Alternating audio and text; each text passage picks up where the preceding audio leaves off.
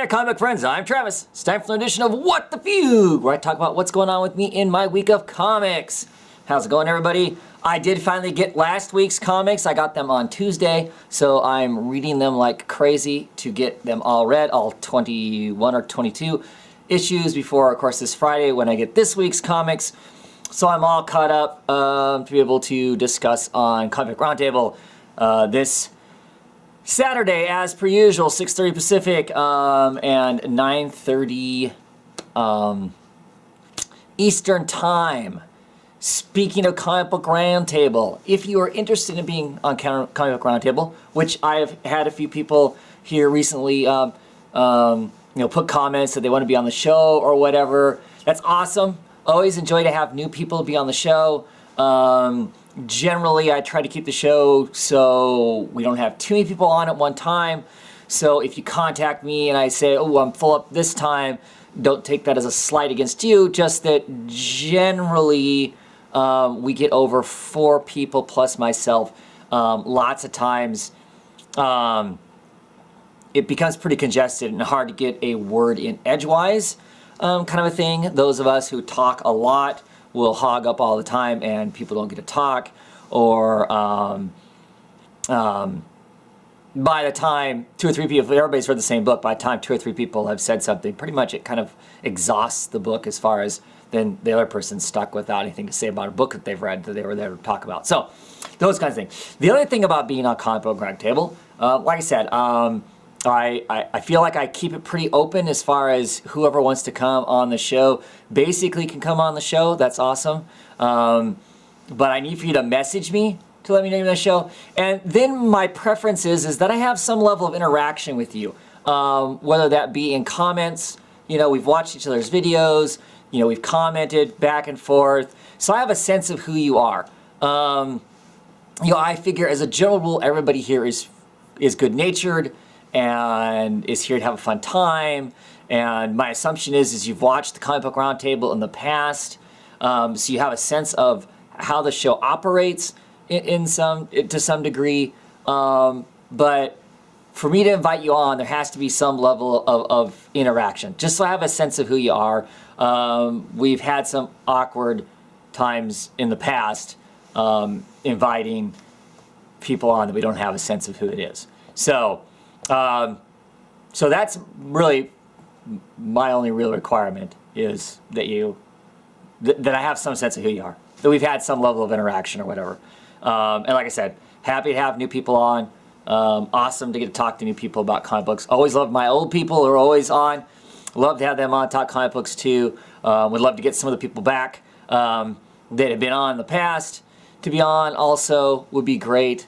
Like I said, it's great to have so many people that are excited to come on and talk comics. It's a fun show to be on. It's fun to talk about the weekly books and whatever else is going on.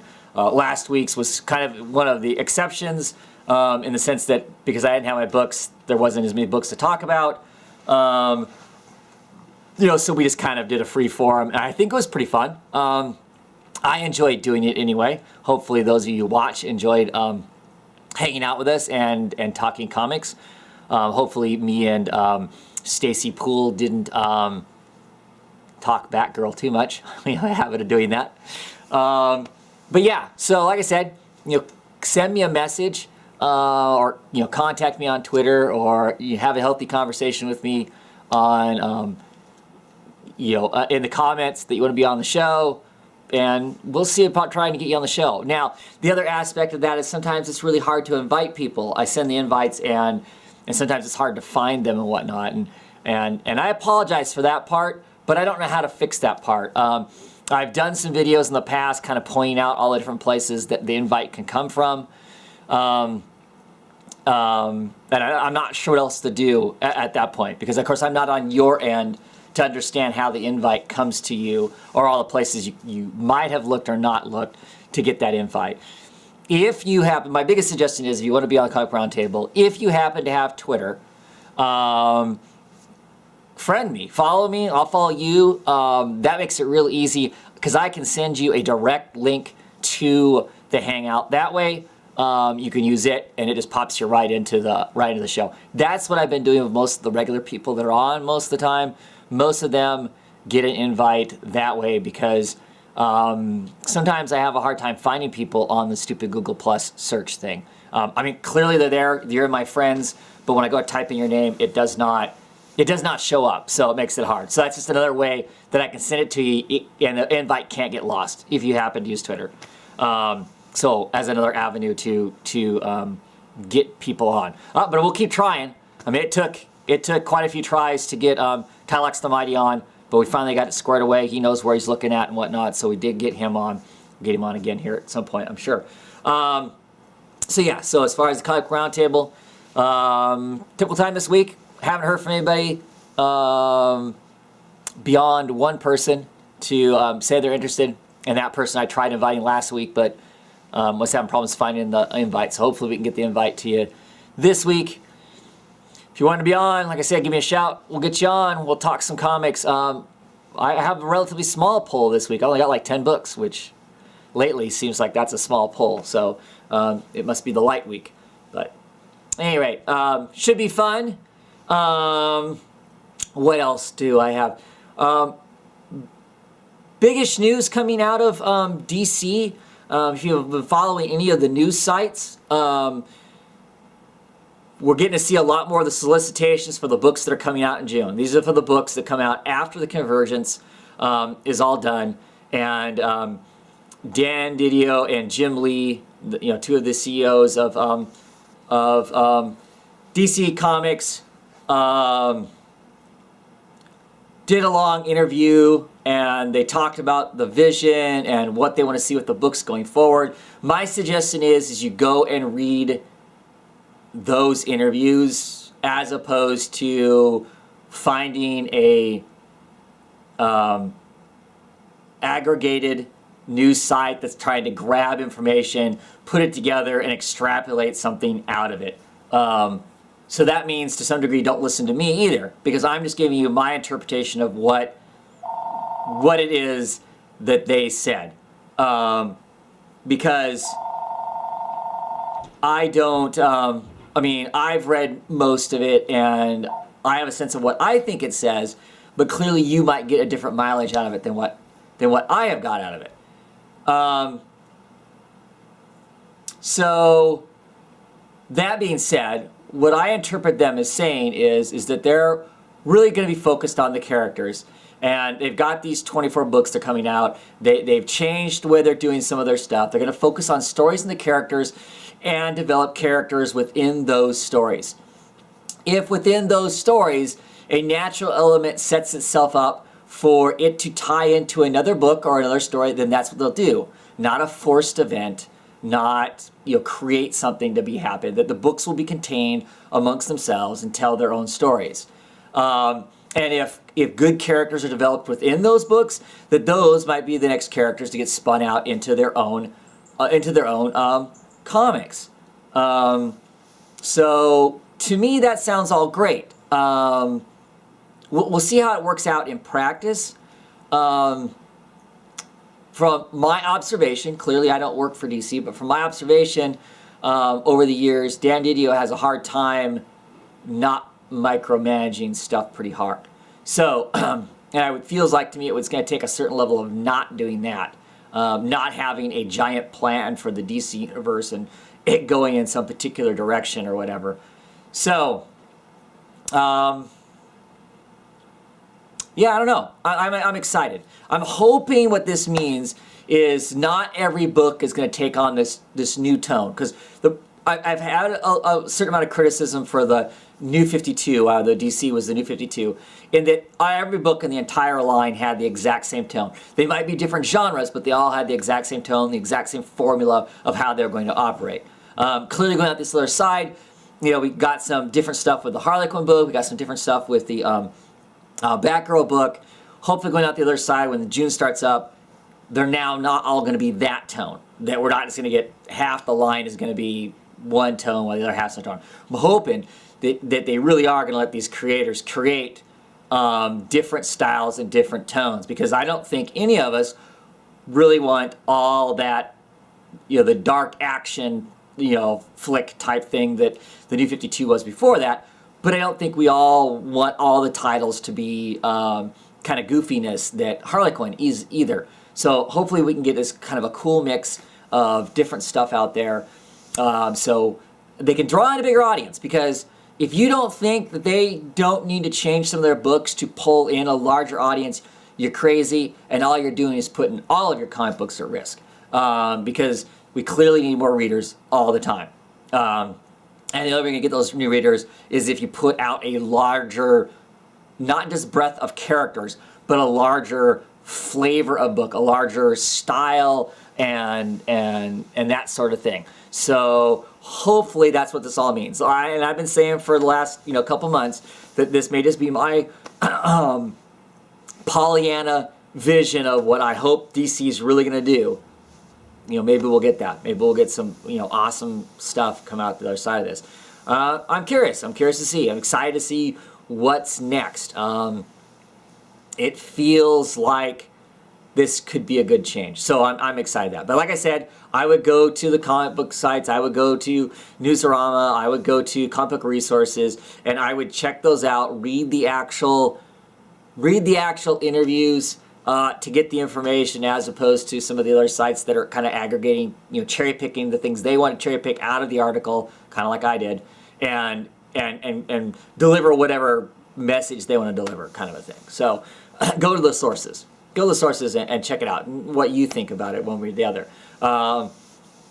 So excited for that. I'm really looking forward to seeing full solicitations for June instead of just the bits and pieces.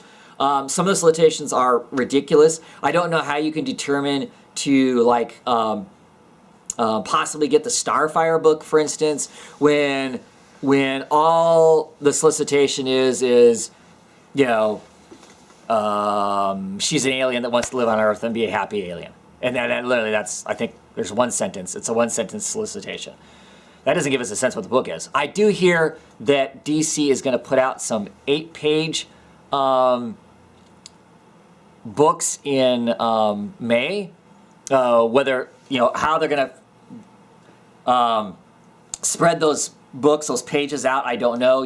I think some of them are going to come in Free Comic Book Day, but I think some of them are going to come just digitally on different sites. You go to those different sites, you'll be able to read some of the pages of some of these books to get an advanced viewing of what to be expected going into these new books. Well, I think that's really smart. Give us a sense of what these books are going to be about to help us decide whether or not we want to buy them. Because right now we're stuck with a name, a cover, and lots of times just a cute little thing for a solicitation. That doesn't really give you a sense of what the book is going to be and whatnot. And there have been some amazing books that I have kind of slept on until I saw a little snippet of a preview. When the New 52 first came out, I, Vampire, the first cover, it was kind of this high fantasy looking, sparkly vampire kind of a thing. A la Twilight. Was not interested whatsoever. I couldn't imagine why DC was putting out that sort of a book. It looked blah. Saw some preview pages. The art inside, of course, was Andre Sarantino, which most of us now really love.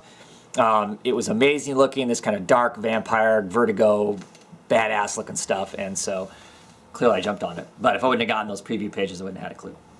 So, anyway, excited and interested about that.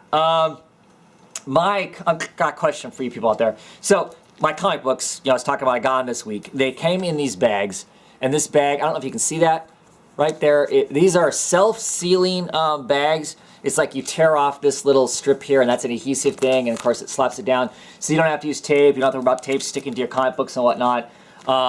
These were offered as a free sample from Discount Comic Book Service, where I get my comic books from. Do you guys use these things? What's your opinion on them? I've never used them, and I haven't pulled the adhesive off of any of these. How hard is it to stick it down and unstick it and stick it down and unstick it? Are they decent?